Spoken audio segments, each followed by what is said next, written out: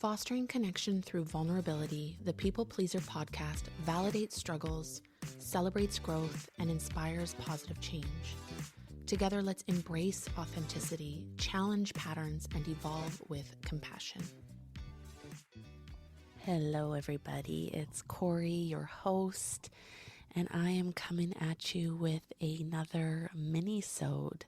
I like to think of the Minisodes as just a little bit of an extension of some of the content I share on Instagram. And I'm still trying to figure out what the purpose of my Instagram has. And what I've come to realize is that it's more just in the moment opportunities to share like more of the everyday life. And of course, they're just snapshots.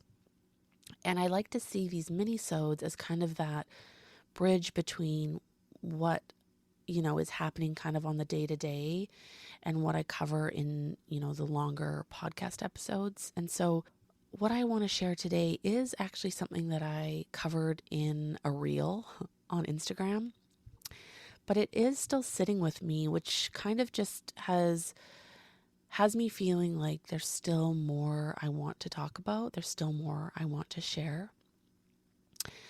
And so the topic is, what is the topic? The topic is a bit of a revelation I recently had in therapy. And so essentially what occurred is I was unpacking a relatively historical relationship and challenge that I was facing with my therapist. And so there was a lot of context, a lot of layers, a lot of years of history.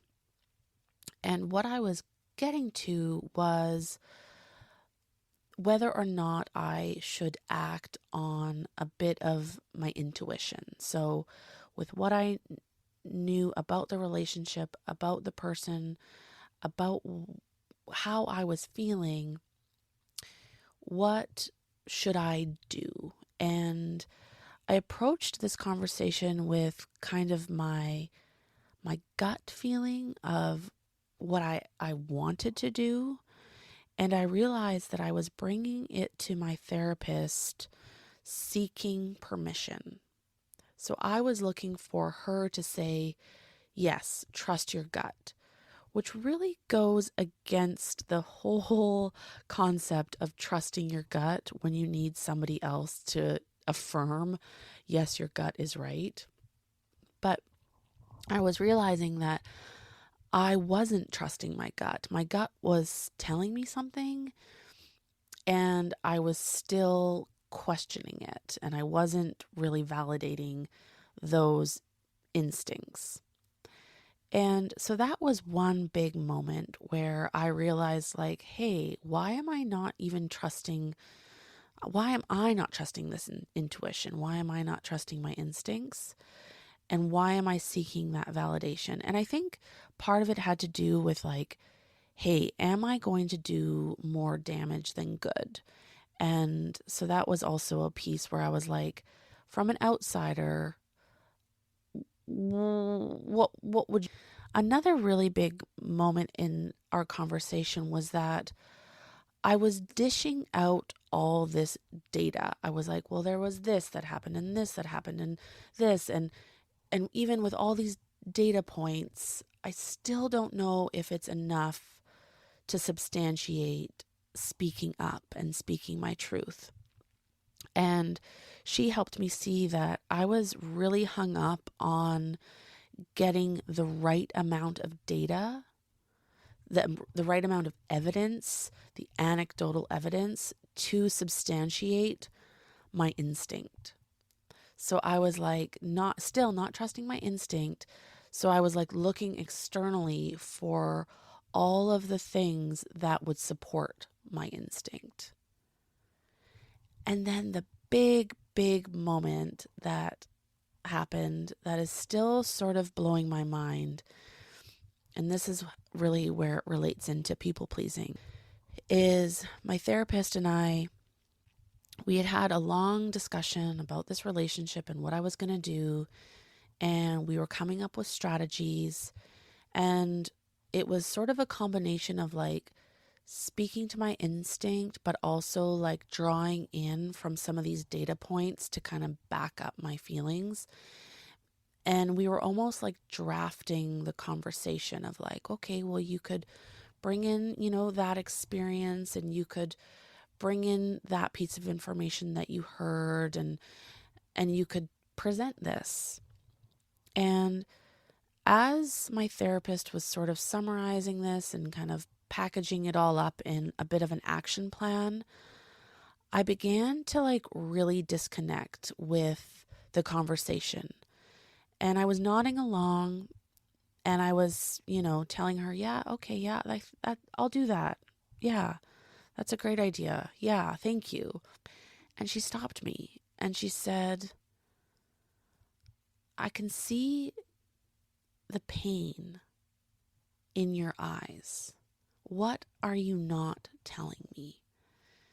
She stopped me. She stopped me from just going along with it, because that is truly what was happening, is that the plan we came up with still wasn't sitting right, but I was still going to go along with it. I was going to nod along and not speak to the fact that something was still missing for me. Something still wasn't there. And I am so freaking grateful that she called me on that, because what that allowed was for me to be like, I just want to speak to my gut feelings. I want to find a way to not bring in all these data points, to not bring in all this evidence, and to just speak to this person and to this relationship with the love in my heart and the gut feeling that I'm having.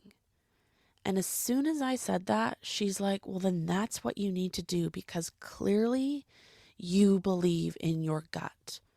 You believe in yourself. You trust that you have it right, and that you don't need all that evidence to prove that you're onto something. You just really need the confidence to move forward with it and say something.